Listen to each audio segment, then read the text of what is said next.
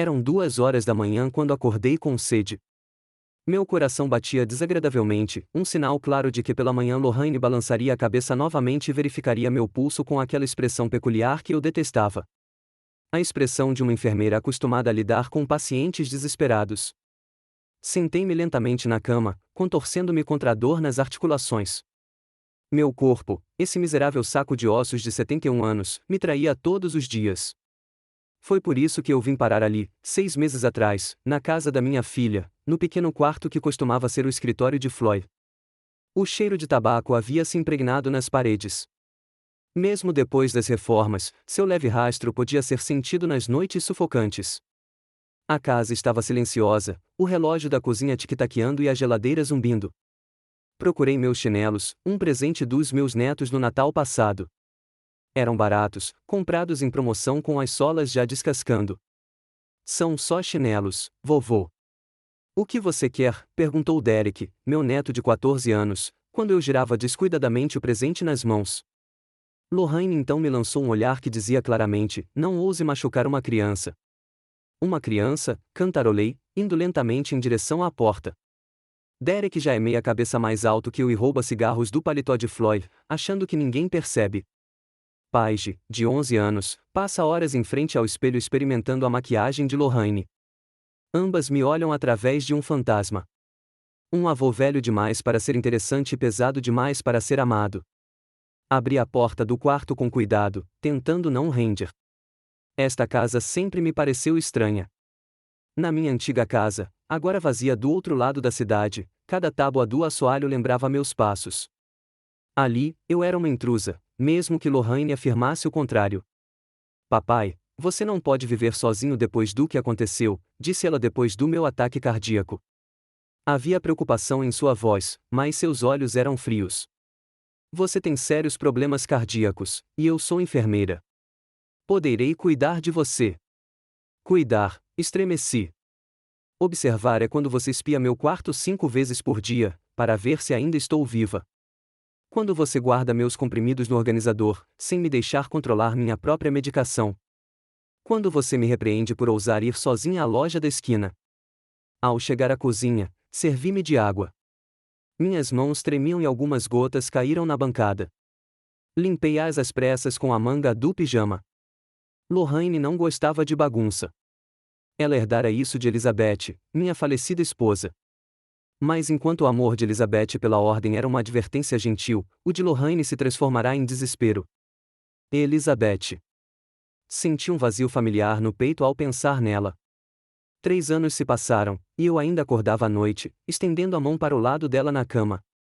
47 anos juntos, e então o câncer a levou em 6 meses, e o mundo perdeu as cores. Terminando minha água, eu estava prestes a voltar para o meu quarto quando ouvi vozes abafadas vindas da sala. A porta entreaberta deixava entrar um raio de luz. Fiquei paralisada. Eu não era a única que sofria de insônia com frequência. Floyd gostava de beber antes de dormir, principalmente às sextas-feiras, quando não precisava levar as crianças no ônibus escolar pela manhã. Mas agora era quarta-feira, e eu conseguia ouvir claramente não só a voz dele, mas também a de Lorraine. Não vamos durar muito mais tempo assim, dizia Floyd. Havia irritação em sua voz. O último aviso do banco chegou. Mais 2 inadimplências e eles vão iniciar o processo. Eu sei, a voz de Lorraine soava cansada. Mas o que você está sugerindo? Não posso trabalhar mais do que agora. Já tenho 2 períodos. A casa do seu pai é a solução, disse Floyd. Algo em seu tom me deixou tenso. Está vazia, e estamos aqui pagando esses malditos empréstimos. Se a vendêssemos, continuou Floyd, conversaríamos sobre isso. Papai jamais concordaria.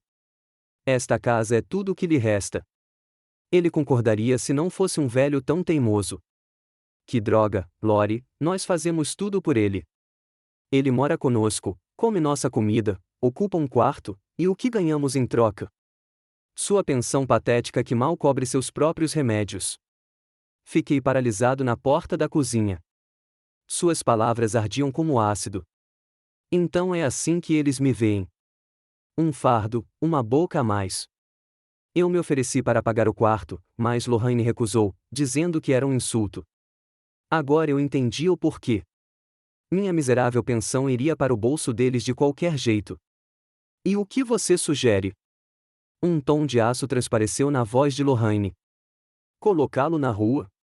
Houve uma pausa, e senti um arrepio percorrer minha espinha. Não, querida, disse Floyd. Eu digo, livre-se do velho. Quase deixei o copo cair. Levei a mão à boca para não me entregar com um suspiro. Do que você está falando? Sussurrou Lorraine, mas não havia choque em sua voz, mas sim cansaço. Escute, a voz de Floyd ficou mais baixa, e eu cuidadosamente me aproximei da porta para poder ouvir melhor. Seu pai está doente. O coração dele não para. Um bom ataque, e pronto. Morte natural, sem perguntas. Você mesmo disse que ele vive de comprimidos. Floyd, você está louco? Esse é meu pai. O pai que mal te notou enquanto sua mãe estava viva. Que perdeu sua formatura por causa do trabalho. Que até conseguiu brigar com todos os seus amigos no nosso casamento. Meu coração se apertou dolorosamente. Todos aqueles velhos rancores, todos os erros. Eu não era o pai perfeito. Era a verdade. Trabalhei demais, fui muito rigoroso, tentei consertar as coisas depois que Elizabeth morreu, mas, aparentemente, era tarde demais. Não importa, respondeu Lorraine. Mas sua voz tremeu. O que você está sugerindo é assassinato. Não se ninguém descobrir, insistiu Floyd. Você tem acesso a medicamentos no hospital, algo que causará um ataque cardíaco, mas não deixará vestígios. Ele morrerá dormindo, sem dor. Você estará lá, faça a coisa certa. Chame uma ambulância quando for tarde demais. Ninguém suspeitará de uma enfermeira com 20 anos de experiência. Houve silêncio. Um silêncio longo e terrível. Eu sentia meu coração batendo forte no peito, ameaçando me entregar com um ataque ali mesmo na porta. Não posso, Floyd. Isso está errado.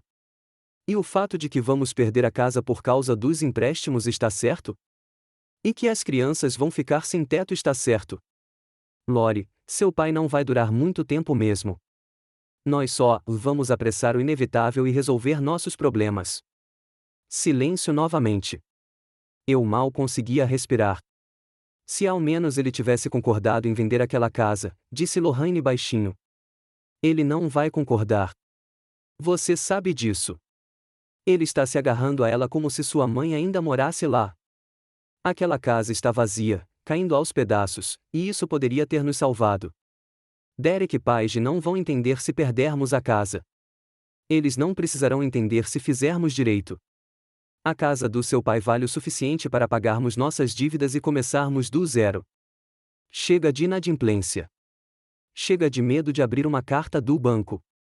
Ouvi um soluço. Minha filha estava chorando ou era alívio? Como? Como? Como você quer fazer isso? O horror tomou conta de mim com intensidade renovada. Ela concordava. Minha própria filha estava discutindo me matar. Existem medicamentos que simulam um ataque cardíaco. Você provavelmente conhece esses. Vamos colocar nos remédios dele. Espere até a noite. E aí ele não vai acordar, Lorraine completou por ele. Sua voz soava estranhamente distante. Posso tomar digoxina. Uma dose muito alta pode causar parada cardíaca. O médico dele não vai se surpreender, dado o histórico médico dele. O copo escorregou dos meus dedos e caiu no linóleo com um baque. As vozes na sala silenciaram momentaneamente. O que foi? Ouvi a voz preocupada de Floyd. Papai deve ter acordado, respondeu Lorraine. Vou dar uma olhada. Eu tinha alguns segundos. O pânico me invadiu como uma onda. Se eles perceberem o que eu ouvi, que eu sei, não vão esperar. Vão fazer isso hoje mesmo. Corri para o meu quarto, esquecendo a dor nas articulações, o peso no peito. Meu coração batia como um louco, e meus olhos eram um borrão de pontos negros. Só faltava morrer de um ataque cardíaco naquele momento, poupando-os do trabalho. Pai, a voz de Lorraine veio do corredor. Você está acordado? Tranquei-me no meu quarto e pressionei as costas contra a porta, tentando recuperar o fôlego. O que fazer? Chamar a polícia? E o que eu diria? Olá, minha filha e meu genro estão planejando me matar. Sem provas, soaria como os devaneios de um velho senil e louco. Pai, Lorraine bateu na porta. Você está bem? A preocupação dela. A preocupação falsa dela. Cerrei os punhos. Respondi, tentando fazer minha voz soar sonolenta. Só fui ao banheiro, estou deitada agora. Tem certeza de que está bem? Tomou seus remédios da noite? Sim, estou bem. Tentei evitar que minha voz tremesse. Boa noite, Lorraine. Boa noite, pai. Ouvi os passos dela recuando pelo corredor, e só então me deixei escorregar para o chão. Eu tremia. Minha própria filha, carne da minha carne. Ela e Floyd queriam me matar. Me matar por dinheiro. Pela casa em que morei por 40 anos, onde cada canto guardava a memória de Elizabeth. Minha mente corria freneticamente. De manhã, eles vão perceber que eu ouvi tudo nos meus olhos, no meu comportamento. Nunca fui boa em esconder minhas emoções. Elizabeth sempre dizia isso. E Lorraine me conhece bem demais. E aí eles não terão escolha. Vão fazer isso rapidinho. Talvez até hoje à noite. Olhei em volta. Preciso correr agora mesmo, no meio da noite. O quarto estava silencioso, apenas o tic-tac do despertador contando os segundos que me restavam de vida. Agindo com pressa febril, tirei uma velha bolsa de ginástica do armário. Coloquei uma muda de roupa íntima, um suéter e meias. Com as mãos trêmulas, peguei meus documentos e a carteira do criado mudo. Encontrei um envelope com dinheiro no fundo da gaveta. Eu sempre guardava dinheiro para os dias difíceis. Aparentemente, ele estava chegando. Vesti uma calça jeans e uma camisa e vesti uma capa de chuva velha. É fevereiro lá fora. Está frio, mas é melhor congelar lá fora do que morrer aqui nas mãos da minha própria filha. Calcei as botas e abri a janela com cuidado. Felizmente, meu quarto ficava no primeiro andar, e havia apenas arbustos de lilazes abaixo da janela. Ouvindo pela última vez e me certificando de que a casa estava silenciosa, joguei a perna sobre o parapeito. Minhas velhas articulações doíam em protesto, mas a adrenalina amenizava a dor. O ar frio da noite atingiu meu rosto quando finalmente saí. Meu coração ainda disparava, ameaçando me abandonar a qualquer momento. Eu não podia me deixar morrer agora. Não assim, não deixando que eles vencessem. Lentamente, tentando não fazer barulho, atravessei o quintal até o portão. Ele se abriu com um rangido, e eu congelei, esperando que uma luz se acendesse na casa para alguém chamar meu nome. Mas nada aconteceu. A rua estava deserta. Os postes de luz lançavam círculos amarelos no asfalto. Para onde ir? Eu não tinha amigos na vizinhança. Todos que eu conhecia moravam perto da minha antiga casa, do outro lado da cidade. Mudei-me para frente só para me afastar da casa de Lorraine e Floyd.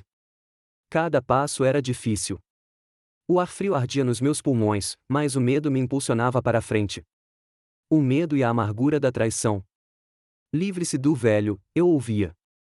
Eu havia me tornado apenas um velho para eles, um fardo, um obstáculo para resolver seus problemas financeiros.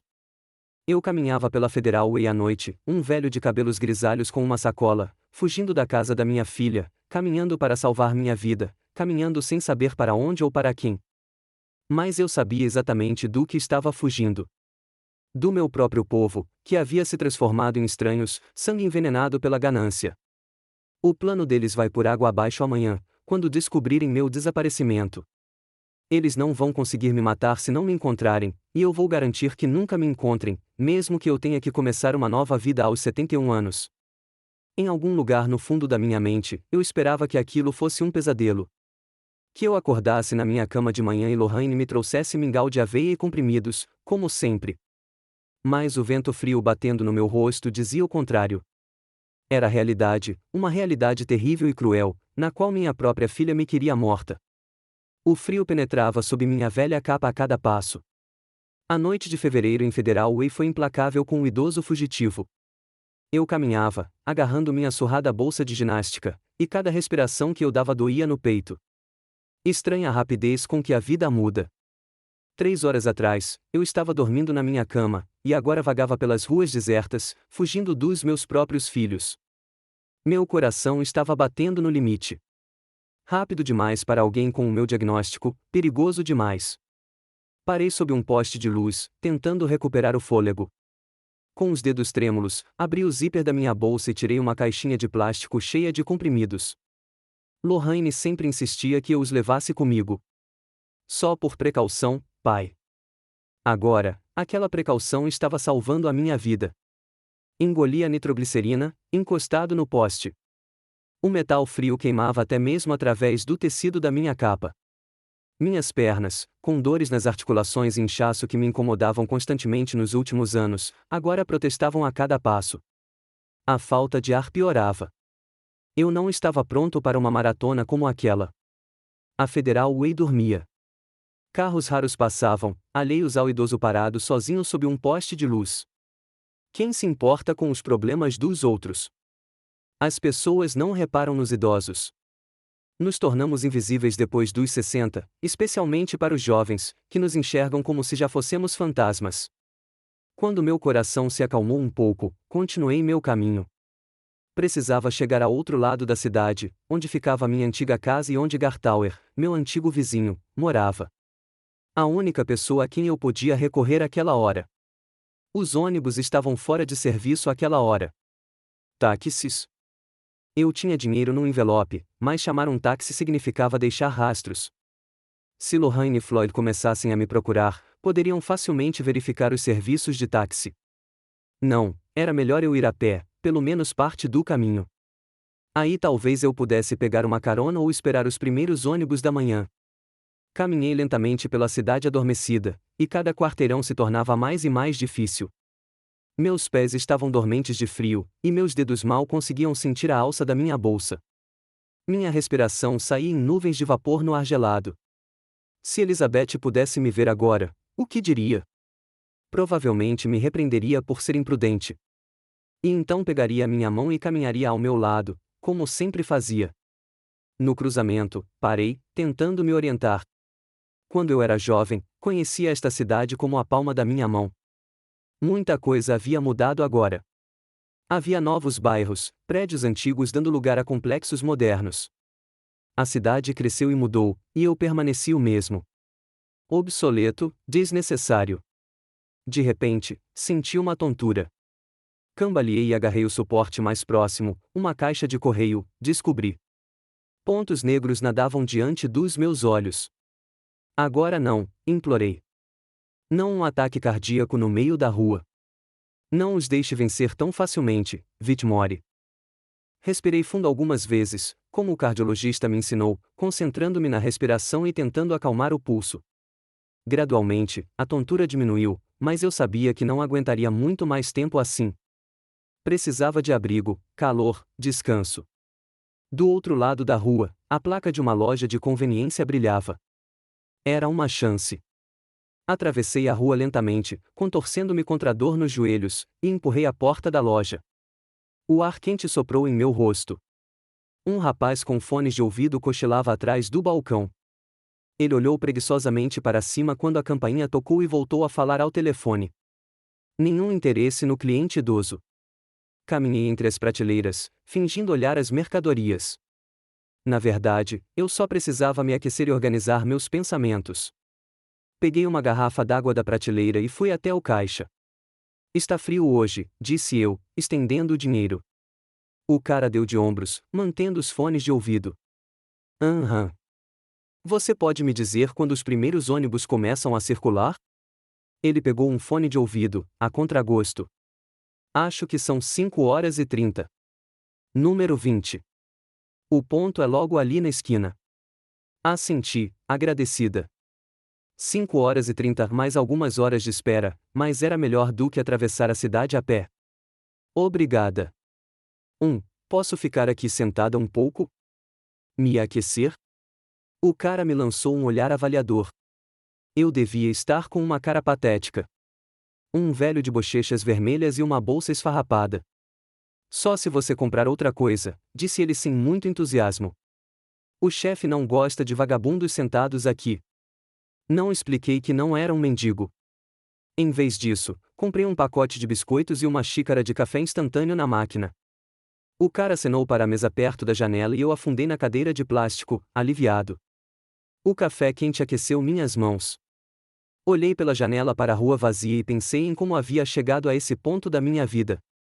71 anos, quase uma vida inteira atrás de mim, e aqui estou eu, sentado em uma loja de conveniência, fugindo dos meus próprios filhos que querem me matar.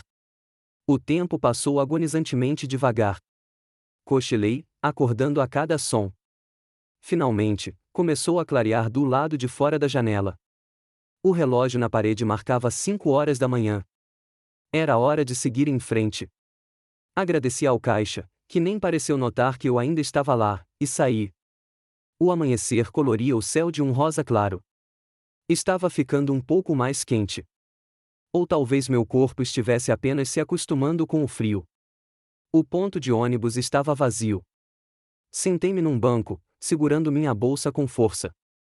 Não havia ninguém para roubar tão cedo, mas o hábito de não confiar nas pessoas ao meu redor estava profundamente arraigado. Elizabeth sempre dizia que eu era muito desconfiado.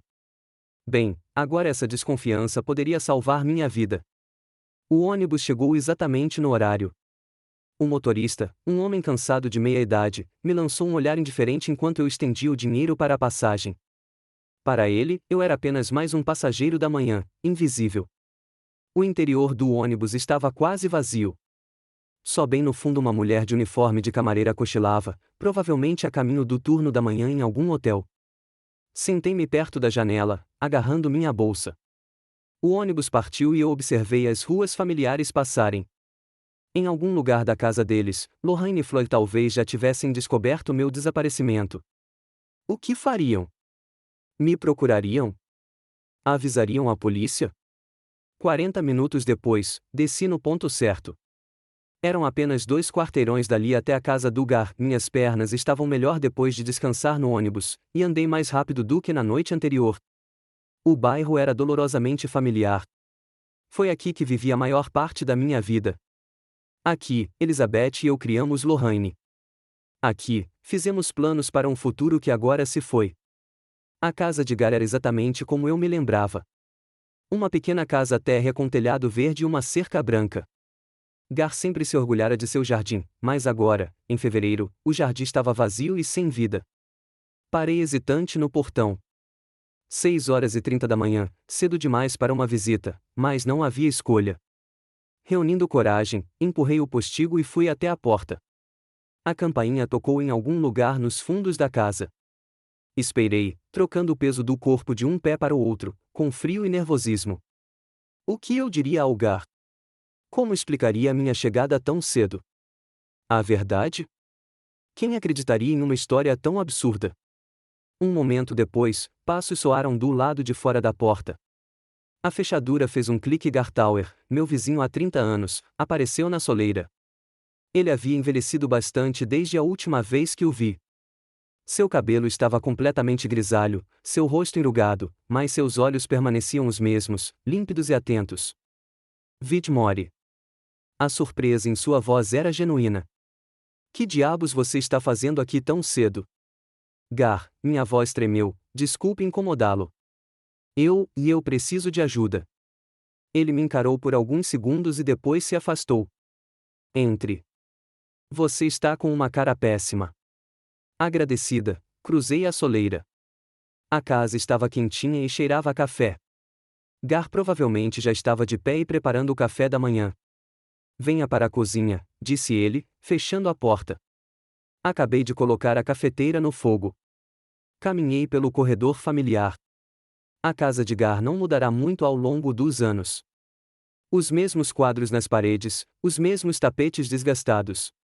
Depois que sua esposa Margaret morreu, ele morou sozinho, assim como eu depois que Elizabeth foi embora. Só que ele teve mais sorte. Seus filhos moravam em outros estados e não podiam controlar todos os seus movimentos. Na cozinha, Gar me indicou uma cadeira e silenciosamente serviu o café em 2 xícaras. Colocou uma na minha frente e sentou-se à minha frente. Então, me conta, disse ele, olhando-me atentamente. O que aconteceu?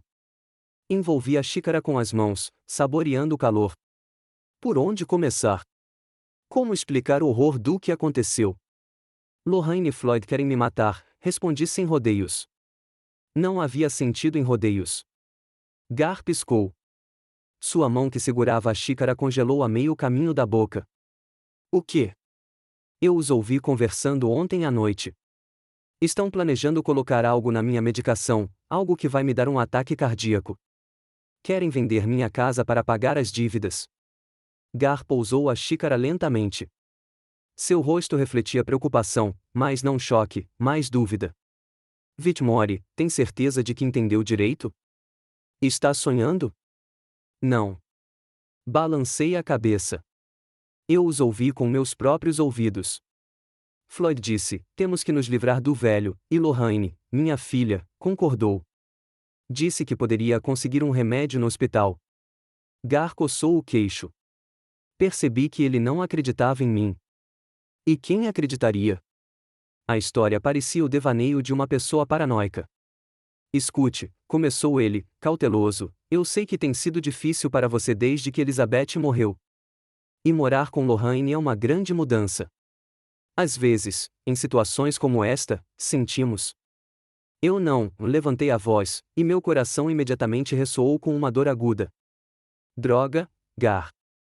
Não estou louco. Eu os ouvi conversando. Estavam discutindo como colocar algo na minha medicação. Lorraine disse, digoxina, ela é enfermeira. Ela sabe como fazer parecer natural.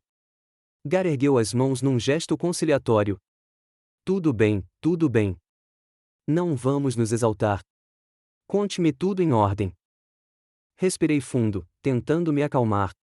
Então, detalhei como tinha acordado durante a noite, como os ouvirá conversando na sala, o que tinham dito. Gar ouviu em silêncio, sem interromper. Quando terminei, ele ficou olhando para a xícara por um longo tempo, como se estivesse procurando respostas. Esta é uma acusação séria, Whitmore, disse ele por fim. Você sabe que, sem provas. Eu sei. Esfreguei os olhos, cansada. Foi por isso que não fui à polícia. Quem vai acreditar num velho acusando a filha enfermeira de tentativa de homicídio? Vão dizer que estou louco ou que foi efeito colateral da medicação. Gar assentiu. Ele entendia a situação tão bem quanto eu. O que você planeja fazer? Dei de ombros. Eu não tinha um plano de verdade. Só estava correndo para salvar a minha vida. Não sei. Preciso de um lugar para esperar, para pensar. Talvez encontrar um jeito de provar as intenções deles. Gar tamborilou os dedos na mesa, pensativo. Você poderia ficar aqui por alguns dias, disse ele finalmente. Tenho um quarto de hóspedes. Mas depois teremos que decidir alguma coisa. Se o que você diz é verdade. É verdade, Gar. Olhei-o diretamente nos olhos. Juro pela minha vida. Ele suspirou. Ótimo. Eu acredito em você. Ou pelo menos estou tentando acreditar, mas precisamos de provas se você quiser fazer alguma coisa a respeito. Que tipo de prova? Abri as mãos. Gravar a conversa deles? Fazê-los confessar? Não sei, respondeu Gar, com sinceridade. Mas vamos dar um jeito. Enquanto isso, você deveria descansar um pouco. Você parece exausto. Ele tinha razão. O cansaço me consumia. A noite sem dormir, o estresse, o esforço físico, tudo era demais para o meu velho coração. Gar me mostrou o quarto de hóspedes. Era pequeno, mas aconchegante. A cama estava arrumada com lençóis limpos e havia um copo d'água no criado mudo. Descanse, disse Gar, me deixando sozinho. Conversamos depois. Sentei-me na cama, sentindo de repente o peso do que havia acontecido. Minha filha me queria morta. Como tinha chegado a esse ponto? Onde eu havia errado ao criá-la? Ou seria Floyd quem a estava manipulando? Pensamentos giravam em minha cabeça, sem me dar descanso. Mas o cansaço me custou caro, e eu me deitei sem me despir. A última coisa em que pensei antes de adormecer foi: será que me encontrariam aqui?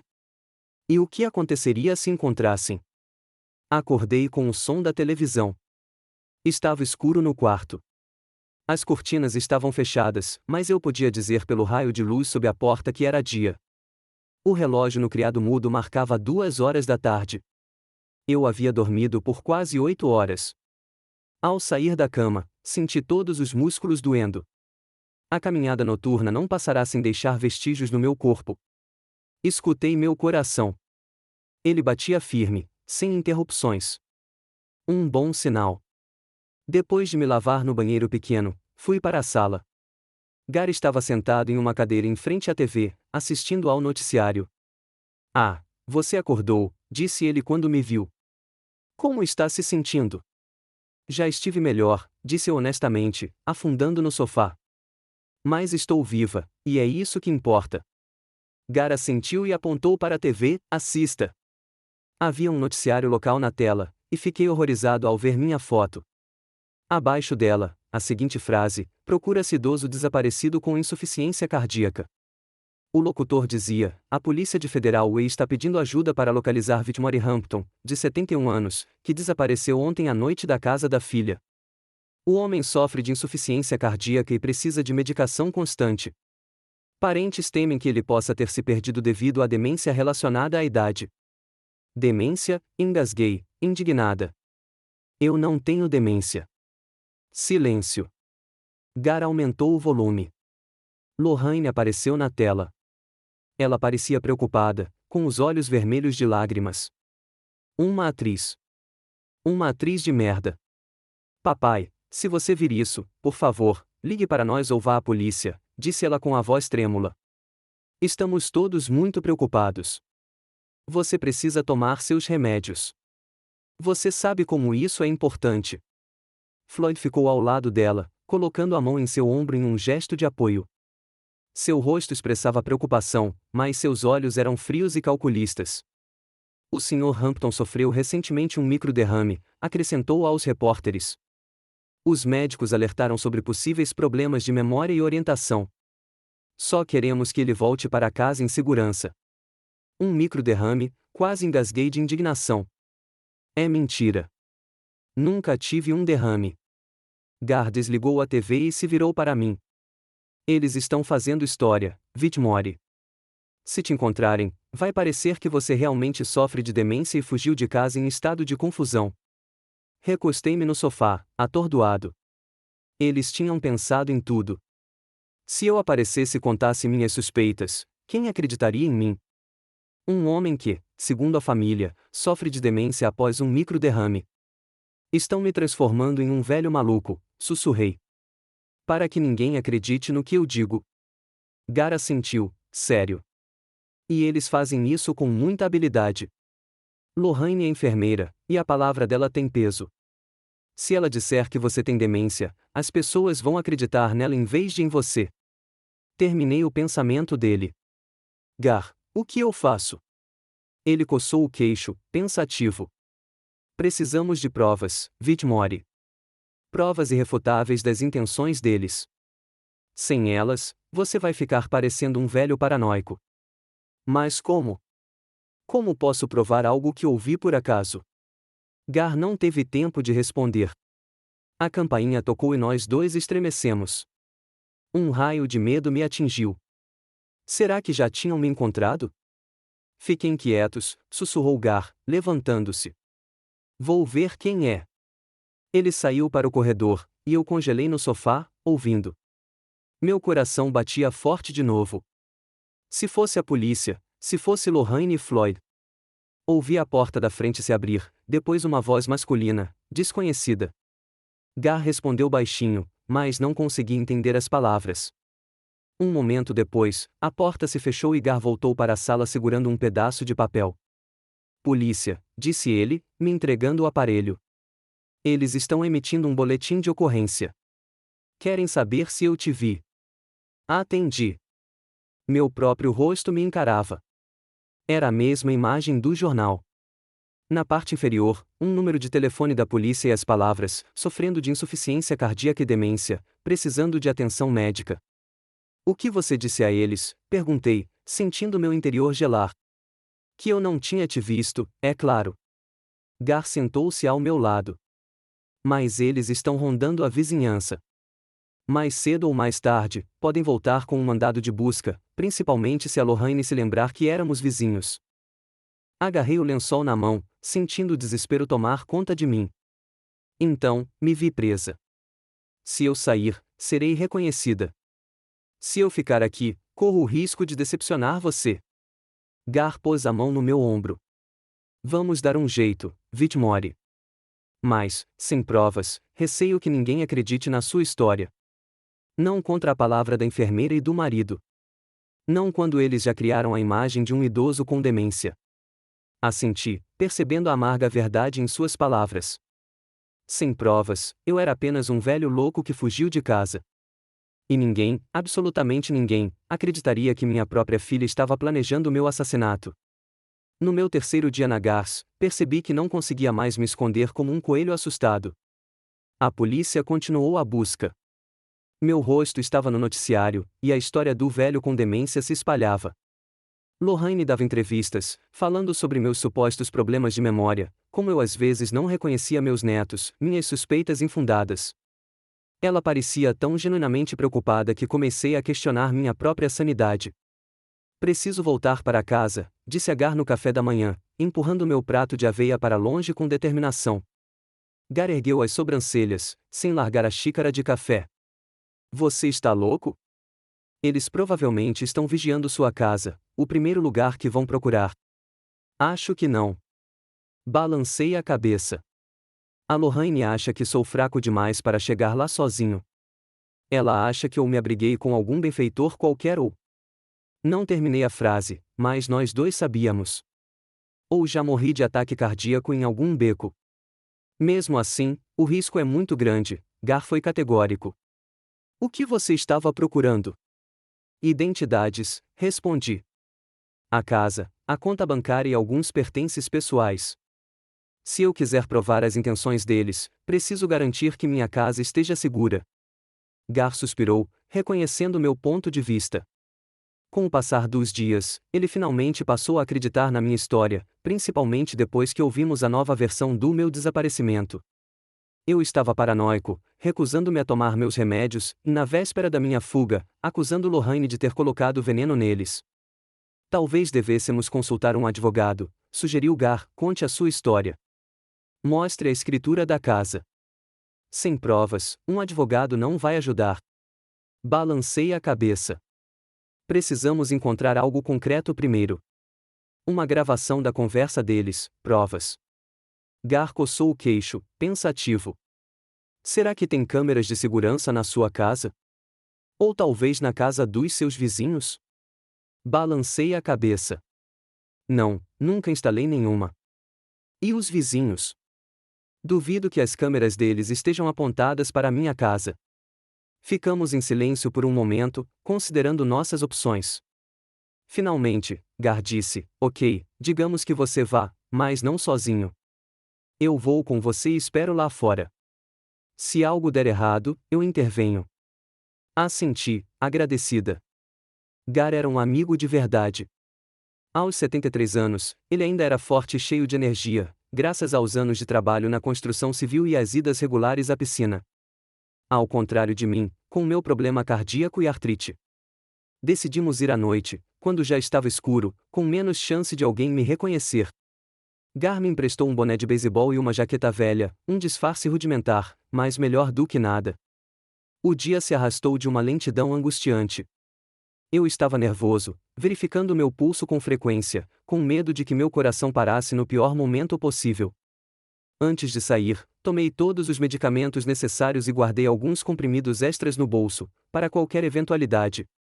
Às 19 horas daquela noite, entramos no velho Ford do Gar, puxei meu boné de beisebol até os olhos e me remexi no banco do passageiro. Minha casa ficava a 20 minutos de distância, um bairro tranquilo de casas térreas e organizadas, onde Elizabeth e eu moramos a maior parte de nossas vidas. Lembre-se, disse Gar, virando na minha rua, de entrar, pegar o que precisa e sair imediatamente. Nada de passeios sentimentais pelos cômodos, nada de atrasos. Se vir uma luz ou o carro do Floyd, saia imediatamente. Estarei esperando na esquina.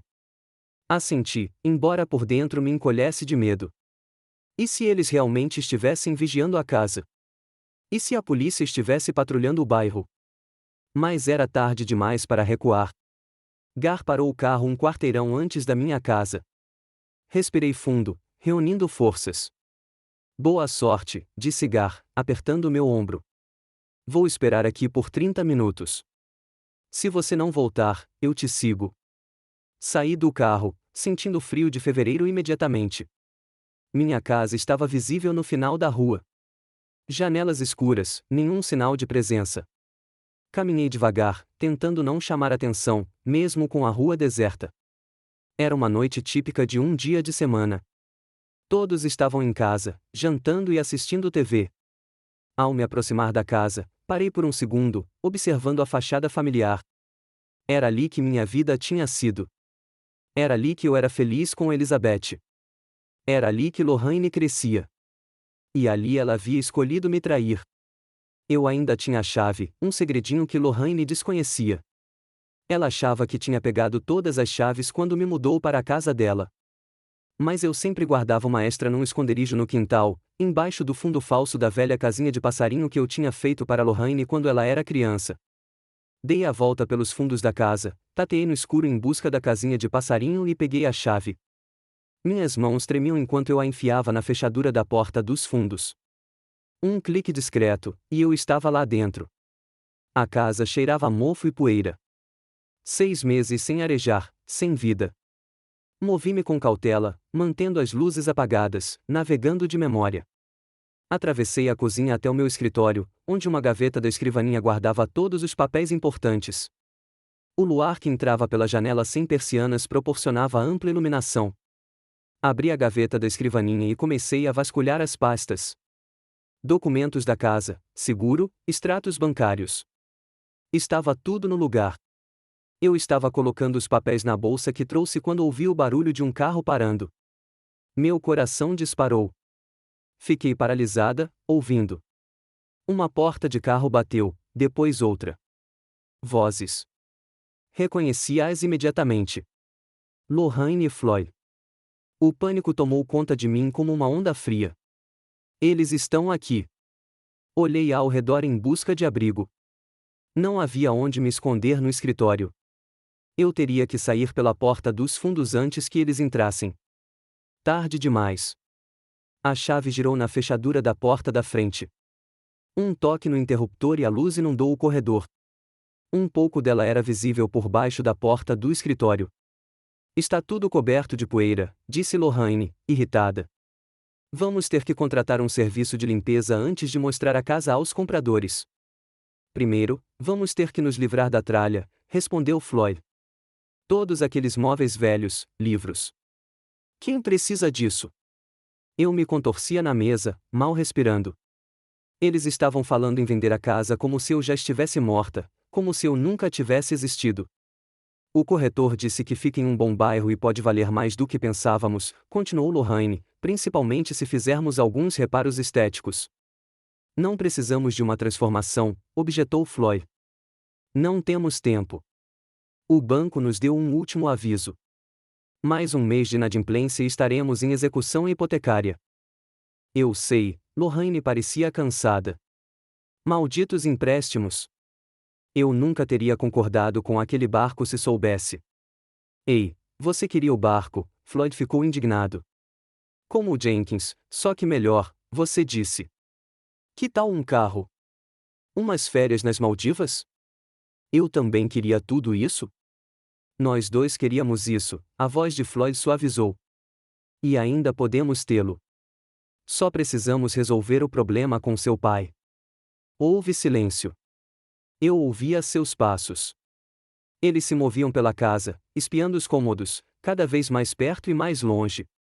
Sentei-me encolhida num canto, rezando a todos os santos para que não entrassem no escritório. Você viu o noticiário? Perguntou Lorraine. Nenhum sinal dele. Foi como se ele tivesse desaparecido no ar. Talvez sim, respondeu Floyd, sombriamente. Na idade dele, com o coração, na rua numa noite de fevereiro. Entende o que quero dizer? Não diga isso, a voz de Lorraine tremeu. Ele é meu pai, Floyd. O pai que você estava pronta para mandar para o túmulo com as próprias mãos, disse Floyd. Não banque a filha carinhosa, Lori. Nós dois sabemos que você nunca gostou muito dele. É diferente, disse Lorraine baixinho. Uma situação controlada é uma coisa. Eu faço isso com delicadeza, sem dor. Outra coisa é pensar que ele pode estar congelando ou morrendo de fome em algum lugar, ou já estar deitado lá. Chega, Floyd a interrompeu.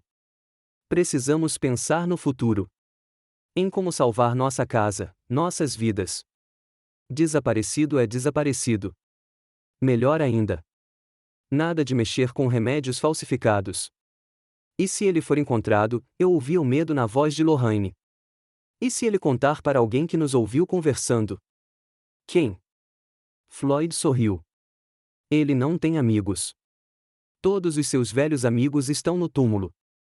E se ele fosse a polícia, quem acreditaria nele? Uma enfermeira com 20 anos de experiência, uma modelo, uma filha carinhosa versus um velho demente fora de si.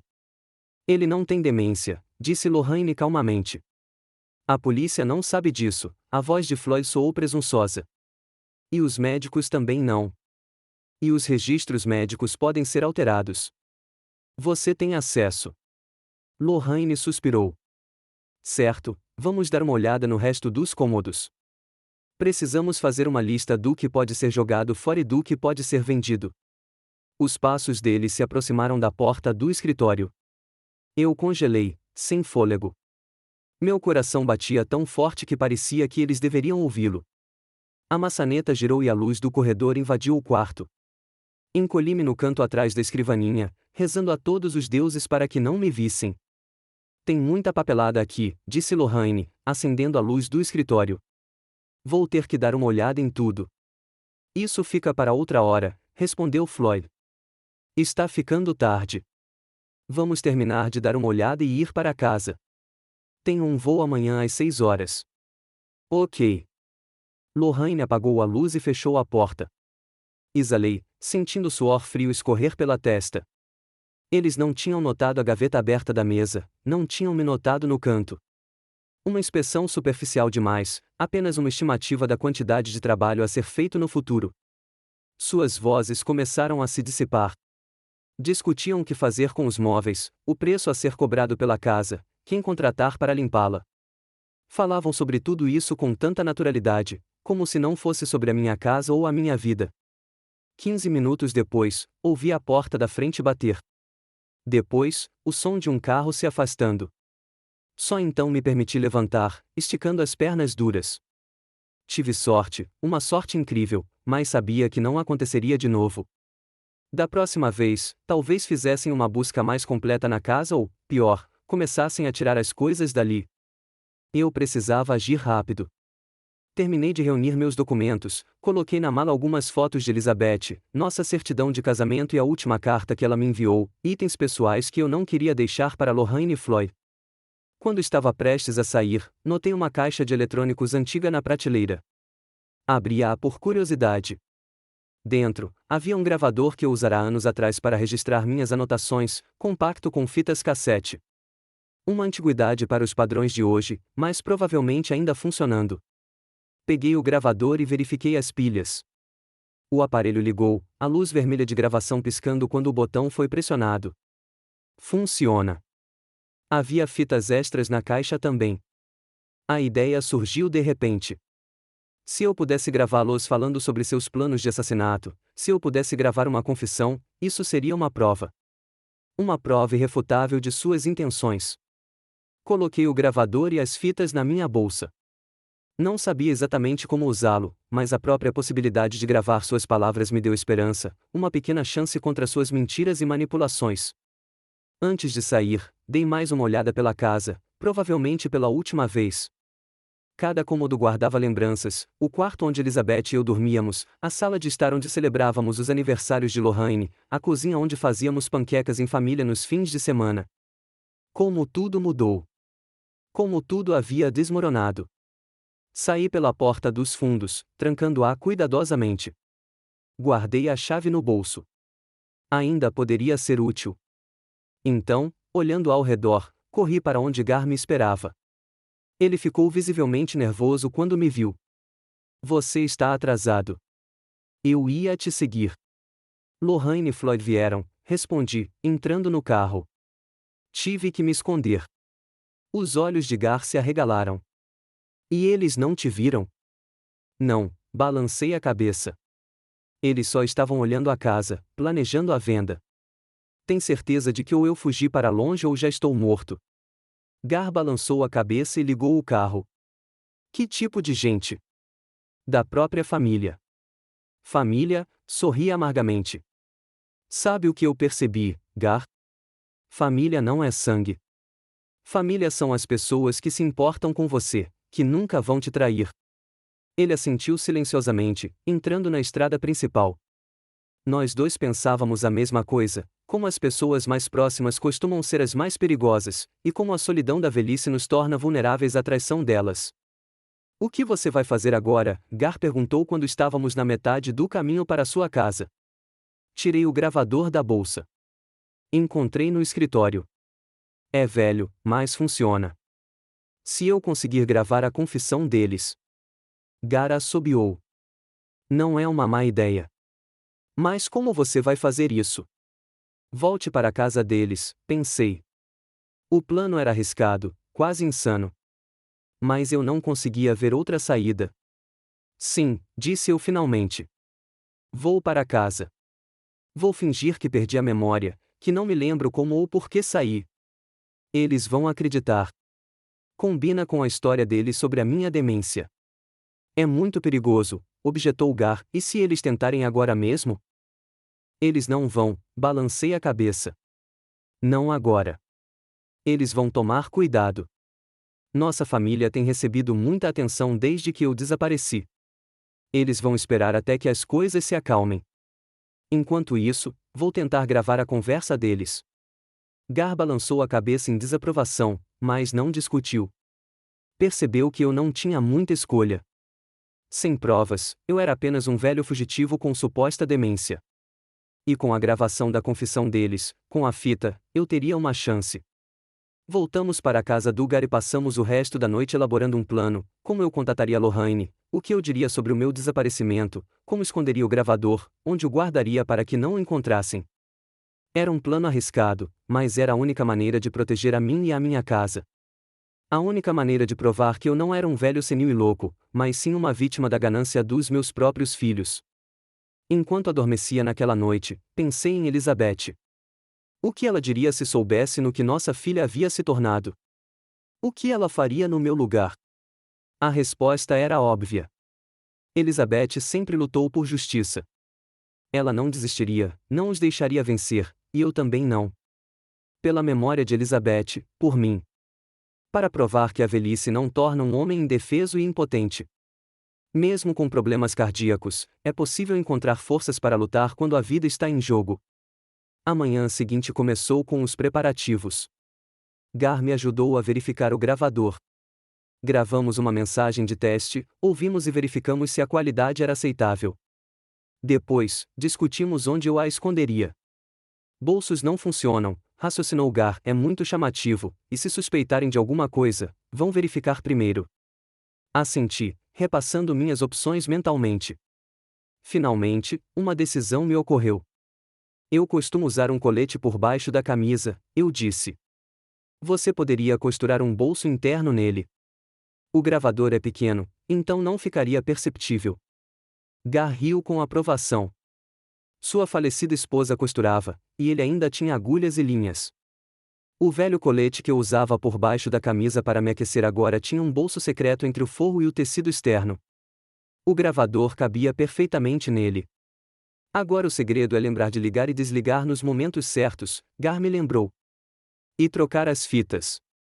Concordei.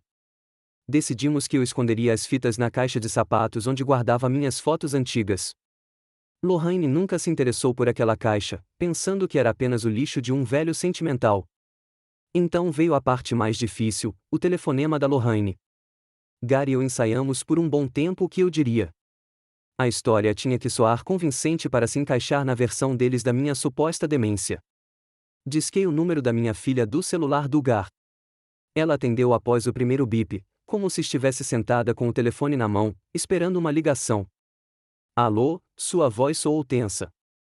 Lohane, é o papai, eu disse, tentando fazer minha voz soar cansada e fraca. Papai, ela exclamou com um alívio tão convincente que quase acreditei na sua sinceridade. Senhor, onde estás? Estamos ficando loucos de preocupação. Eu não sei como explicar. Fiz uma pausa, como Gary e eu tínhamos combinado. Fiquei doente durante a noite. Saí para tomar ar e não me lembro de nada. Acordei em um ponto de ônibus. Uma mulher me ajudou e me levou para a casa dela. Papai. A voz de Lohane tinha um toque de preocupação de enfermeira profissional. Você teve um episódio? Um microderrame, talvez? Você se lembra quem é? Onde você mora? Claro que me lembro. Tentei soar irritado. Não estou louca, Lohane. É que, e não sei o que deu em mim. Eu senti que precisava correr, que estava em perigo. Isso se chama episódio paranoico, pai. Sua voz tornou-se suave, reconfortante. Acontece com idosos. O médico alertou sobre possíveis complicações. Engoli a resposta raivosa. Ela mentia com tanta facilidade, inseria suas mentiras na conversa com tanta habilidade, que um estranho jamais suspeitaria de mentira. Você provavelmente tem razão, respondi humildemente. Quero ir para casa, Lohane. Estou cansada. Claro, papai. Sua voz se encheu de alívio. Diga-me onde você está agora, e Floyd e eu viremos buscá-lo imediatamente. Não, tentei manter a voz firme. Eu vou lá sozinha. Preciso, me recompor. Estarei lá para o jantar. Mas pai. Por favor, Lohane, acrescentei um tom suplicante à minha voz. Preciso fazer isso sozinha para provar a mim mesma que ainda posso fazer alguma coisa. Uma pausa. Eu quase conseguia vê-la ponderando suas opções. Ir atrás de mim significava me controlar mais rápido, mas recusar poderia parecer suspeito. Que filha carinhosa não correria atrás do pai desaparecido? Tudo bem, ela disse finalmente. Mas tome cuidado e me ligue se não se sentir bem. Prometo. Eu prometo. Tentei fazer minha voz soar grata. Obrigada, Lohane. Depois da ligação, Gar me olhou ansioso. Tem certeza de que está afim? É um jogo perigoso, Whitmore. Não tenho escolha, respondi, tirando o colete para verificar o encaixe do gravador. Sem provas, ninguém vai acreditar em mim. Preciso gravar a conversa deles. Gar suspirou, mas não discutiu. Em vez disso, me entregou um pequeno celular, um antigo que ele quase nunca usava. Me ligue quando quiser, disse ele. E se eu não tiver notícias suas em 3 dias, vou à polícia. Assenti, guardando o celular no bolso da calça. Combinamos que manteríamos contato sempre que eu saísse de casa, por exemplo, para pegar a correspondência ou o jornal. Lohane não tinha como saber do nosso contato. Depois do almoço, Gar me levou até um ponto de ônibus não muito longe da casa da Lohane. Combinamos que eu chegaria lá sozinha. Assim, pareceria mais crível. Tenha cuidado, disse Gar, apertando minha mão com firmeza. E lembre-se, se você se sentir ameaçado, vá embora agora. A casa e o dinheiro não valem a sua vida. Assenti, embora, no fundo, soubesse que não se tratava mais da casa ou do dinheiro. Tratava-se de justiça. Tratava-se de não deixá-los vencer, de não deixar que me transformassem em uma vítima involuntária. A viagem até a casa de Lohane levou cerca de 20 minutos. A cada passo, a ansiedade aumentava. E se eles suspeitassem de algo? E se decidissem agir mais rápido do que eu pensava? Antes de entrar na rua deles, parei, respirei fundo e liguei meu gravador de voz. A primeira entrada é o meu retorno. Não dá para prever o que vão dizer quando me virem. A porta da frente mal se abriu quando toquei a campainha. Lohane estava parada na soleira, e seu rosto refletia uma gama de emoções, alívio, preocupação e algo mais. Decepção. papai, ela me abraçou com uma alegria tão convincente que qualquer um de fora teria chorado. Graças a Deus você voltou. Estávamos tão preocupados. Retribuí o abraço, sentindo todo o meu corpo se contrair. Aquela mulher, que agora me embalava em seus braços, havia discutido maneiras de me matar apenas uma semana antes. Desculpe por te deixar preocupada, murmurei enquanto entrava em casa. Floyd estava sentado na sala, levantando-se ao ver minha aparição. Seu sorriso não alcançava seus olhos. Bem-vinda de volta, Whitmore, disse ele, apertando minha mão. Você parece cansada. Semana difícil, hein? Assenti, fingindo constrangimento. Para ser sincero, não me lembro de tudo. Está tudo confuso. Lorraine e Floyd trocaram olhares rápidos. Eu quase conseguia ver o plano se formando em suas cabeças para apoiar a teoria do lapso de memória, para usá-la. Está tudo bem, pai, disse Lorraine suavemente, me acomodando na cadeira. O importante é que você esteja sã e salva. Está com fome? Vou esquentar o jantar. Um pouco, respondi, tentando parecer fraca e confusa. E preciso tomar meu remédio. Acho que faltei a algumas consultas. Claro, Lorraine assentiu com preocupação profissional. Vou cuidar de tudo agora mesmo. Você precisa retomar sua rotina. É muito importante para o seu coração. Ela foi para a cozinha, e Floyd sentou-se à minha frente, estudando meu rosto. Você nos assustou, velho, disse ele com fingida cordialidade. A Lorraine quase enlouqueceu de preocupação. Até fomos à polícia. Sim, vi o noticiário, respondi cautelosamente. Desculpe incomodá-lo. Floyd se aproximou. Você realmente não se lembra por que foi embora? Havia algo próximo à desconfiança em sua voz. Baixei os olhos como se tentasse me lembrar. Vagamente, e eu senti que estava em perigo, que deveria correr. Deve ter sido um pesadelo, e eu não estava totalmente acordada. Floyd recostou-se no sofá, visivelmente relaxado. Acontece, assentiu. Principalmente na sua idade. Graças a Deus deu tudo certo. Onde você esteve esse tempo todo?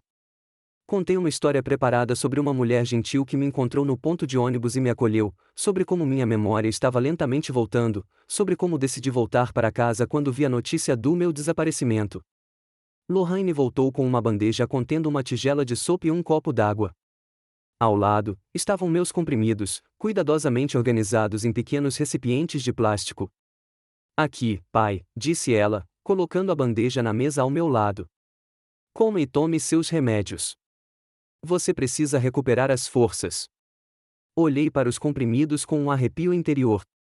E se ela já tivesse colocado algo neles? E se tivesse decidido agir agora? Obrigada, murmurei, pegando a colher. Você é muito atenciosa.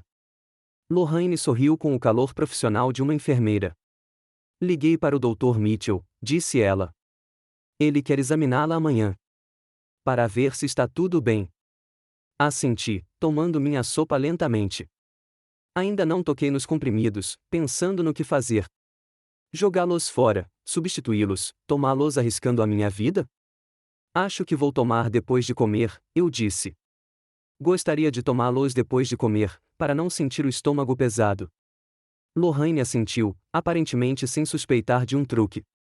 Claro, papai. Só não esquece, tá? Depois do jantar, eu disse que queria descansar. Lorraine me acompanhou até o meu quarto, ajeitou meu travesseiro com cuidado e fechou as cortinas. Descanse, papai, disse ela, beijando minha testa. Estou tão feliz que você voltou. Quando ela saiu, desliguei o gravador discretamente. A primeira gravação estava feita. Nada particularmente incriminador, mas é um começo. O importante é que eles parecem acreditar na minha história sobre o lapso de memória. Discretamente, joguei os comprimidos no vaso sanitário quando fui ao banheiro. Não valia a pena o risco. Eu tinha alguns extras na bolsa que havia trazido comigo, os que o Gar havia me dado do seu próprio estoque. Foi isso que tomei em vez dos que a Lorraine havia me dado. Os 2 dias seguintes se passaram em uma expectativa tensa. Eu representava o papel de um velho frágil e um tanto confuso. Lohane supervisionava minha medicação, mas eu aprendi a esconder os comprimidos na mão e depois jogá-los fora. Em vez disso, tomei os que havia trazido comigo. A consulta com o Dr. Mitchell transcorreu sem incidentes. Ele me encontrou em condições satisfatórias, considerando as circunstâncias, e prescreveu um sedativo para prevenir novos episódios. Lohane ouviu atentamente todas as suas recomendações como uma filha e enfermeira exemplar. No terceiro dia após meu retorno, a sorte me sorriu. Eu estava tirando uma soneca da tarde no meu quarto quando ouvi Floyd chegar mais cedo do que o habitual. Ele e Lohane conversavam na cozinha, sem saber que eu estava acordada. Liguei o gravador silenciosamente e abri um pouco a porta para poder ouvir melhor. Você conseguiu? A voz de Lohane soou abafada. Sim, respondeu Floyd. Seu colega não fez nenhuma pergunta. Não, eu disse a ele que era para um paciente com câncer terminal. Ele é um cara compreensivo. Fiquei tenso, ouvindo cada palavra. Estavam falando de uma droga, aquela com a qual iriam me matar. Quando começamos? Perguntou Floyd. O tempo está se esgotando e as contas estão aumentando. Temos que esperar um pouco mais, disse Lohane, com a voz preocupada. É muito arriscado logo depois do retorno dele. Todo mundo ainda se lembra da história do desaparecimento. Quanto tempo? Uma semana, 2. O banco não vai esperar para sempre, Lori. Eu sei. Havia irritação em sua voz. Você acha que eu gosto disso? Ele é meu pai, droga. Quem abandonou você e sua mãe quando você era criança? Floyd a lembrou. Quem perdeu sua formatura por causa do trabalho? Quem não fez nada além de criticar você a vida toda? Não importa, respondeu Lohane calmamente. Assassinato é assassinato. Não assassinato, mas eutanásia, objetou Floyd. Ele é um homem velho e doente. Vamos apenas apressar o inevitável e resolver nossos problemas. Houve silêncio. Imaginei Lohane lutando contra os resquícios de sua consciência, Floyd olhando para ela, esperando uma decisão. Certo, disse ela finalmente. Em uma semana, começaremos com doses baixas na medicação noturna. Aumentaremos gradualmente. Parecerá uma progressão natural. E se ele fugir de novo? Floyd parecia preocupado. E se ele suspeitar de alguma coisa? Ele não vai, respondeu Lohane, confiante. Você viu o estado dele. Ele está fraco, confuso. Provavelmente não se lembra de ter ouvido nossa conversa, se é que a ouviu. Talvez estivesse apenas sonhando, e por isso fugiu. Cerrei os punhos, contendo a raiva. Falavam de mim como se eu fosse fraca, como se eu fosse algo a ser eliminado. E minha própria filha estava pronta para me envenenar lentamente, me vendo desaparecer dia após dia. Deixe-me ver, disse Lohane. Ouviu-se um farfalhar de embalagem. Sim, é isso. Ótimo. Vou esconder no nosso quarto, no armário de remédios. Ele nunca olha lá dentro. Cuida para que as crianças também não encontrem, alertou Floyd. A Paige adora mexer na sua maquiagem. Vou guardá-lo em segurança, prometeu Lohane.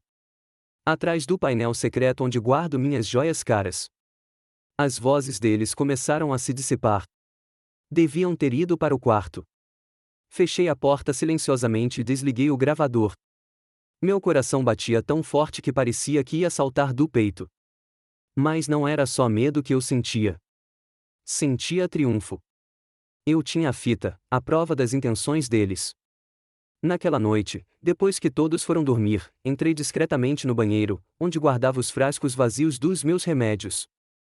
Coloquei os comprimidos que havia trazido do lugar, pareciam meus remédios de sempre. Agora, se a Lohane começar a colocar alguma coisa nos meus comprimidos, ainda vou tomar os que são seguros.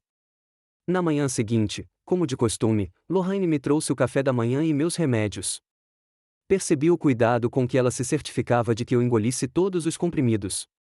Ela nunca tinha sido tão insistente antes. Está tudo bem, papai? Perguntou ela com preocupação profissional. Você parece um pouco pálido hoje. Meu coração dói um pouco, respondi, o que era verdade. O estresse dos últimos dias tinha afetado minha saúde. Mas tudo bem. Se piorar, é só me avisar. Lorraine pôs a mão no meu ombro. Promete? Assenti, olhando-a nos olhos. O que ela estava sentindo naquele momento? Preocupação, culpa ou apenas impaciência? Quando o remédio faria efeito?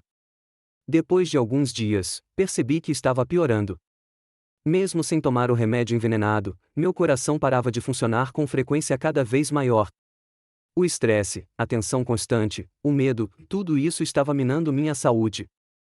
Naquela noite, sentei-me na sala de estar, fingindo assistir TV enquanto, na verdade, gravava outra conversa entre Lorraine e Floyd na cozinha. Eles comentavam que eu estava respondendo bem a uma nova droga. Era assim que chamavam o veneno entre eles. De repente, algo se apertou no meu peito. Uma dor aguda perfurou meu lado esquerdo, irradiando para o braço e o maxilar. Engoli em seco e deixei cair o controle remoto da TV, meus olhos se transformaram em pontos pretos. Papai, Lorraine saiu da cozinha ao ouvir o barulho. Papai, ela correu até mim, sondando meu pulso com perícia. Eu podia ver o pânico em seus olhos. Não por causa da minha condição, mas porque seu plano poderia ser revelado. Se eu morresse rápido demais, se a autópsia mostrasse drogas incomuns no meu sangue. Floyd, ela gritou. Chame uma ambulância. Papai está tendo um ataque cardíaco. Floyd apareceu na porta, com uma expressão confusa no rosto. Tem certeza? Talvez. Chame uma ambulância, ela gritou, desabotoando minha camisa. Agora. Enquanto Floyd fazia a ligação, Lorraine me deitou no sofá e colocou um travesseiro sob minha cabeça. Aguenta firme, pai, disse ela, tirando nitroglicerina do bolso. Aqui, põe debaixo da língua. A ambulância está a caminho. Olhei em seus olhos, tentando descobrir se ela estava me salvando por medo de me expor ou se ainda havia algum resquício de amor de filha nela. Não importava naquele momento. O que importava era que ela estava fazendo a coisa certa, como uma enfermeira profissional. O comprimido de nitroglicerina estava começando a fazer efeito e a dor havia diminuído um pouco, mas eu sentia que aquele ataque era mais sério do que os anteriores. Meu coração disparava e cada respiração era difícil. Respire devagar, pai, disse Lorraine, segurando minha mão. A ambulância chega em 5 minutos. Tentei me concentrar na respiração, lutando contra o pânico crescente. Morrer agora, quando estou tão perto de expor o plano deles, quando tenho provas, mas ainda não tive tempo de usá-las. Em meio à névoa de dor, vi Floyd andando nervosamente de um lado para o outro na sala, lançando olhares preocupados para Lorraine e para mim. Não foi por causa de e ele começou, mas Lorraine o interrompeu abruptamente. Agora não. Havia tanta firmeza em sua voz que Floyd ficou em silêncio imediatamente. Percebi o que ele queria perguntar, se for o medicamento deles que me causará a convulsão. Aparentemente, eles estavam planejando uma ação mais lenta, uma piora mais gradual. O som da sirene de uma ambulância interrompeu meus pensamentos. 1 minuto depois, paramédicos entraram no quarto com maçãs e equipamentos. Lorraine imediatamente assumiu o papel de enfermeira profissional, relatando claramente minha condição, sintomas e histórico médico. O eletrocardiograma confirma um ataque cardíaco, disse um dos paramédicos, olhando para o monitor portátil. Precisamos interná-lo imediatamente. Rapidamente fui transferido para uma maca, conectado a oxigênio e colocado em soro intravenoso. Tudo aconteceu num piscar de olhos. Vi o rosto preocupado de Lorraine, o rosto tenso de Floyd. Pude ver a mesma pergunta nos olhos deles: eu sobreviveria? E se sobrevivesse, o que aconteceria em seguida? Eu vou com vocês, disse Lorraine aos paramédicos. Sou enfermeira. Conheço o histórico médico dele. Eles assentiram, deixando-a entrar na ambulância. A última coisa que vi antes de as portas se fecharem foi o rosto de Floyd, confuso, assustado. Ele claramente não esperava por essa reviravolta. Na ambulância, Lorraine segurou minha mão, dizendo palavras reconfortantes. A máscara profissional não caiu do seu rosto por um segundo.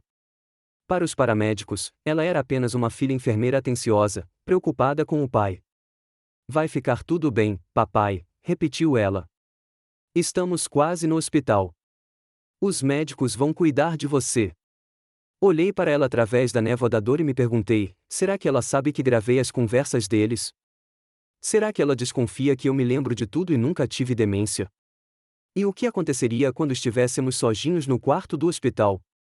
A ambulância correu pelas ruas noturnas da Federal Way, levando-me de um perigo para outro, talvez. Mas eu ainda estava vivo. E enquanto estivesse vivo, teria a chance de expor o plano deles e me proteger.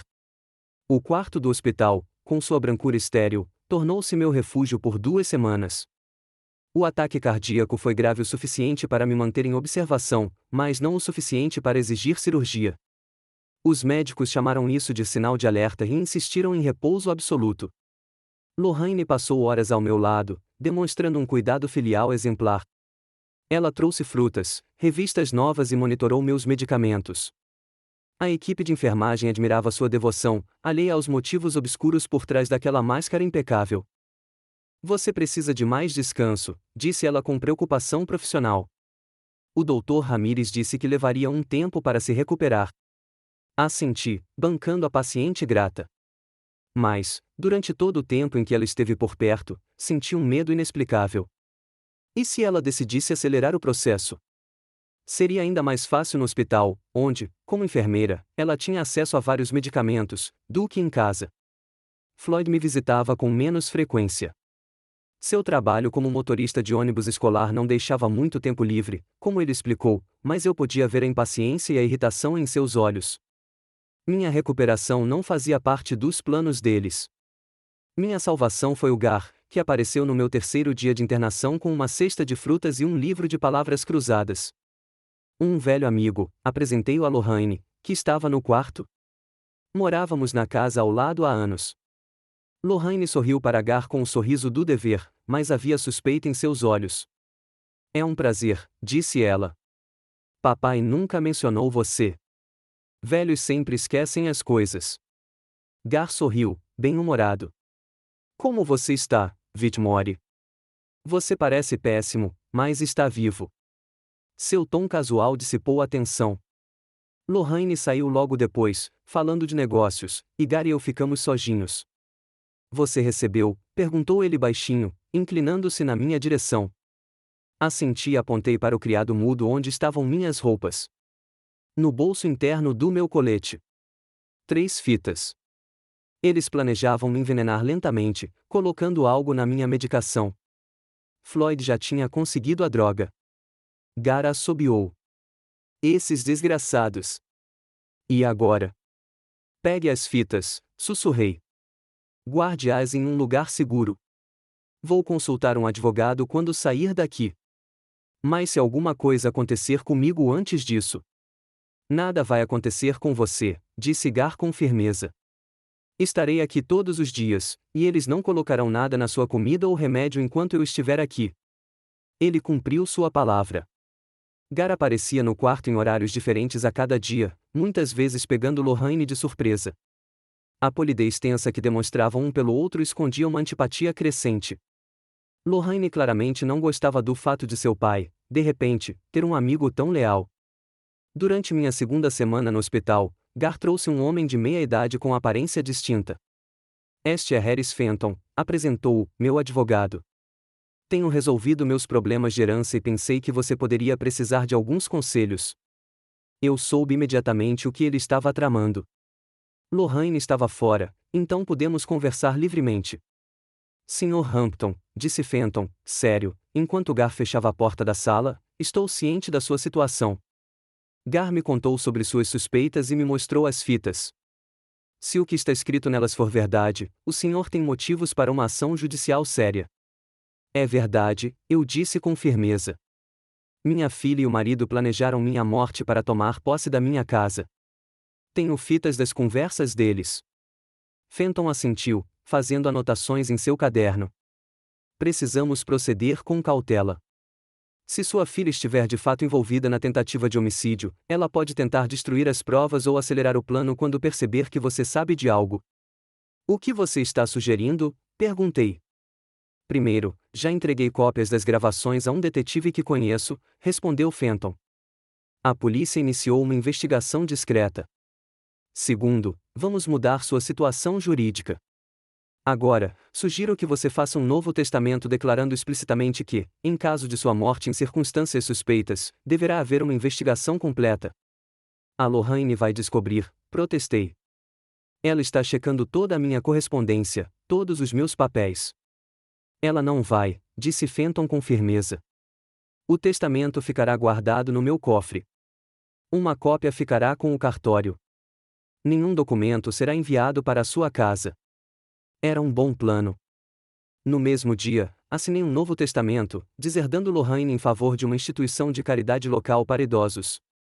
Fenton também me ajudou a redigir uma procuração para Gar, autorizando-o a agir em meu nome em caso de incapacidade. Agora, precisamos de provas concretas, disse Fenton antes de sair. As gravações são boas, mas a defesa pode argumentar que foram feitas fora de contexto ou até mesmo fabricadas. Precisamos pegá-los em flagrante. Como? Perguntei, sentindo meu coração apertar ao pensar em voltar para a casa de Lorraine. O detetive Reynolds tem um plano, respondeu Fenton. Ele entrará em contato com você depois que receber alta, mas esteja preparado para servir de isca. 2 semanas depois, os médicos finalmente me deixaram ir para casa. Lorraine foi um exemplo de cuidado, ajudando-me a fazer as malas e ouvindo atentamente as recomendações do médico. Você precisa de repouso absoluto, pai, disse ela enquanto me ajudava a entrar no carro. Sem estresse, sem exercícios. Eu sei, respondi obedientemente. Obrigada pela preocupação, Lorraine. Uma recepção calorosa me aguardava em casa. Floyd até tirou o dia de folga para conhecer seu querido sogro. Pais de Derek tiraram um cartão de melhoras, provavelmente por insistência da mãe. Estamos tão felizes que você voltou, pai, disse Lorraine enquanto me acomodava no quarto. Tudo vai ficar bem agora. Sorri e agradeci, mas por dentro eu estava tenso como uma corda. Na casa onde planejavam minha morte, eu me sentia como se estivesse em um covil de predadores. Naquela noite, quando todos já tinham ido dormir, liguei discretamente para Gar do celular que ele havia me dado secretamente no hospital. Estou aqui, sussurrei. O que vem agora? O detetive Reynolds quer me ver amanhã, respondeu Gar. Vou te buscar, supostamente para ver como você está, e te levo até ele. E assim aconteceu. No dia seguinte, Gar apareceu com outra cesta de frutas e se ofereceu para dar uma volta para relaxar. Lorraine se opôs a princípio, alegando ordens médicas, mas eu insisti. O detetive Reynolds revelou-se um homem robusto, de meia idade, com olhar astuto. Nos encontramos em um café comum nos arredores da cidade. Sr. Hampton, disse ele após uma breve apresentação, ouvi suas fitas. Se tudo nelas for verdade, sua filha e o marido cometeram um crime grave, uma tentativa de homicídio. É verdade, eu disse com firmeza. Cada palavra. Reynolds assentiu. Realizamos uma investigação preliminar. Sua filha tomou medicamentos do hospital que não fazem parte de sua rotina. A situação financeira dela é realmente crítica. Ela e o marido devem uma grande quantia ao banco e foram avisados sobre a possível execução da hipoteca da casa. Cerrei os punhos. Uma coisa era suspeitar, outra bem diferente era obter a confirmação da polícia. E agora? Perguntei. Precisamos pegá-los em flagrante, respondeu Reynolds. Registros são bons para iniciar uma investigação, mas precisamos de evidências mais sólidas para um julgamento. Propomos uma operação de distração. Ele delineou o plano, eu voltaria para casa e continuaria a desempenhar o papel de um velho frágil e doente. Enquanto isso, a polícia instalaria câmeras e microfones escondidos na casa. Quando Lorraine ou Floyd tentassem colocar algo na minha medicação, seriam presos na hora. Isso é perigoso, ressaltou Gar, e se eles decidirem agir antes do que você espera? O Sr. Hampton terá um botão de emergência, respondeu Reynolds, mostrando um pequeno dispositivo que parecia um chaveiro. Um toque e a equipe de extração estará a postos em 2 minutos. Além disso, monitoraremos a situação 24 horas por dia. Era um plano arriscado, mas eu não via outra saída. Combinamos que a polícia instalaria o equipamento no dia seguinte, quando Lorraine estivesse no trabalho e Floyd levasse as crianças para a escola. No 4º dia após a instalação do equipamento, tudo mudou. Floyd levou as crianças para a casa da mãe de manhã cedo para passar o fim de semana. Lorraine tirou o dia de folga, dizendo que queria passar o dia com o pai. Como você está se sentindo, papai? Ela perguntou, sentando-se na beira da minha cama com uma xícara de chá nas mãos. Um pouco melhor, respondi, observando suas mãos atentamente. mas ainda fraca. Ela assentiu com compreensão profissional. É normal depois de um ataque cardíaco. A recuperação leva tempo. Trouxe seu remédio matinal. Ela me entregou um copo d'água e um punhado de comprimidos. Notei que entre as cápsulas conhecidas havia uma nova, pequena, branca, sem rótulo. O que é isso? Perguntei, apontando para ela. Um novo medicamento. Lorraine ficou um pouco tensa, mas o sorriso permaneceu. Sim, o Dr. Ramírez receitou um medicamento adicional para o coração. Esqueci de te contar ontem. Mentira. O Dr. Ramírez não receitou nada novo. Eu sabia disso porque Reynolds conferiu todas as minhas consultas médicas. Que estranho, eu disse, fingindo tentar me lembrar. Ele não tinha falado nada sobre isso quando eu estava na consulta. Ele me ligou ontem, respondeu Lorraine rapidamente. É uma prática padrão para pacientes após um ataque cardíaco. Assenti, fingindo acreditar. Apertei discretamente o botão de emergência no bolso do meu hobby. A equipe de resgate deveria ter chegado em 2 minutos. Eu só precisava ganhar tempo. Sabe, eu disse, olhando para os comprimidos na palma da minha mão, eu fico pensando na nossa casa, onde morávamos com sua mãe. Lorraine ficou ainda mais tensa. É. O que você acha? Acho que devíamos vendê-lo, eu disse, observando a reação dela. De qualquer forma, está vazio. E o dinheiro? Bem, o dinheiro pode ajudar você e Floyd. Sei que vocês estão com dificuldades financeiras. Os olhos de Lorraine se arregalaram de surpresa. Então, a desconfiança brilhou neles. O que te faz pensar que estamos com dificuldades financeiras? Eu não sou cega, Lorraine, eu disse suavemente. Eu consigo ver você e Floyd cochichando sobre as contas, como vocês ficam nervosas quando a correspondência chega. E depois aquelas coisas caras que vocês compram. Eu sei quanto uma enfermeira e um motorista de ônibus escolar ganham. Vocês estão vivendo além das suas possibilidades. Tome seus remédios, papai, disse ela, mudando de assunto. Eles vão fazer você se sentir melhor. Olhei para os comprimidos na palma da minha mão. Um deles poderia ser mortal. Minha própria filha estava me dando veneno e olhando nos meus olhos. Sabe qual é a parte mais triste, Lorraine? Perguntei baixinho. Não é que você me queira morta. É que você mal consegue esperar que isso aconteça naturalmente. O rosto dela empalideceu. O que você está dizendo, pai? Eu não entendo. Eu ouvi tudo, continuei, sentindo o peso que carregava todas essas semanas se dissipar. Naquela noite, antes de fugir, ouvi você e Floyd discutindo como se livrar de mim, como você ia colocar algo na minha medicação, algo que me causaria um ataque cardíaco. Lorraine congelou como se tivesse sido atingida por um trovão, o horror do reconhecimento estampado nos olhos. Você se lembra de tudo? Sussurrou. Mas o médico disse demência. Eu nunca tive demência, Lorraine, respondi com firmeza. Foi uma ficção sua para que ninguém acreditasse no que eu dissesse. Uma jogada inteligente, devo admitir. Naquele momento, a porta da frente se abriu com um estrondo.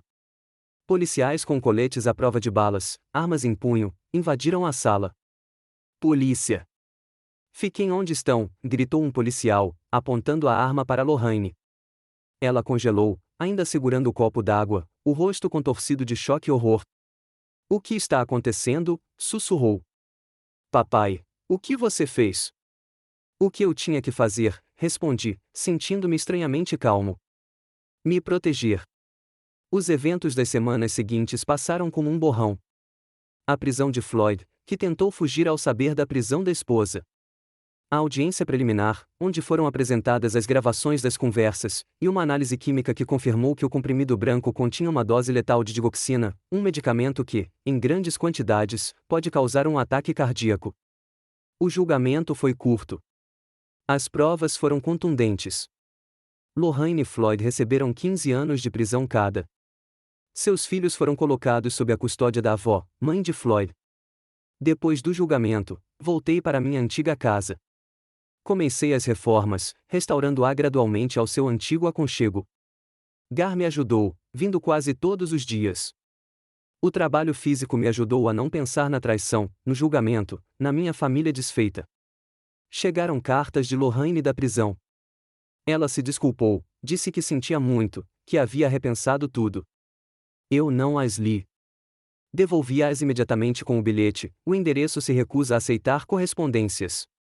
Ela tentou entrar em contato comigo por meio do advogado dela, de assistentes sociais, até mesmo do lugar, mas minha decisão foi inabalável. Sem contato, sem relacionamento. Ela deixou de ser minha filha no momento em que planejou minha morte. Naquele dia, exatamente um ano após o julgamento, sentei-me na varanda da minha casa, observando o pôr do sol. O ar estava quente, com o cheiro da grama cortada e das rosas floridas que Elizabeth havia plantado ao longo da calçada.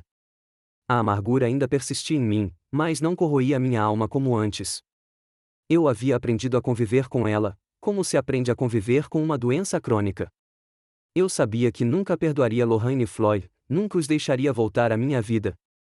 Mas eu também sabia que não deixaria a traição deles definir o resto da minha vida. Eu estava livre do controle deles, dos planos deles, da presença deles. Eu vivia na minha própria casa, seguindo minhas próprias regras, sem prestar contas a ninguém. E nessa liberdade residia a sua própria alegria amarga. A alegria de derrotar aqueles que me achavam fraco demais para me defender. A alegria de um homem que encarou a morte e sobreviveu para contar sua história.